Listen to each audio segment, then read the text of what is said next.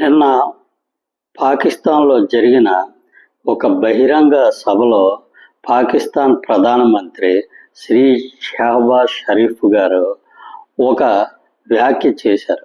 అదేమిటంటే, భవిష్యత్తులో భారతదేశం అభివృద్ధిని తలదన్నే విధంగా పాకిస్తాన్ని అభివృద్ధి చేసి చూపిస్తాను, అలా చూపించిన రోజు నా పేరు మార్చుకుంటా అని చెప్పి ఆయన ఒక ప్రతిజ్ఞ చేయడం జరిగింది. నిజంగా ఇదే నిజమైతే, ఇవన్నీ సామాజిక మాధ్యమాల్లో వస్తున్నాయి ఈ వార్తలు, నిజంగా ఏ విషయమే కానీ నిజమైతే నిజంగా అది చాలా అభినందించదగ్గ విషయం.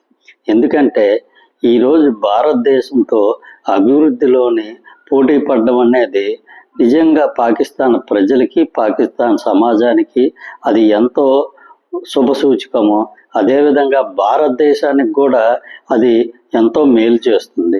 ఎందుకంటే భారతదేశం ఈరోజు పాకిస్తాన్ వల్ల ఎన్నో విధాలుగా నష్టపోతుంది. ఈరోజు పాకిస్తాను అటువంటి చర్యలు పక్కన పెట్టి అభివృద్ధి పదంలోకి ఎలా వెళ్ళాలనేది చర్యలు తీసుకుంటే అది పాకిస్తాన్తో పాటు భారతదేశానికి కూడా ఎంతో మేలు చేస్తుంది.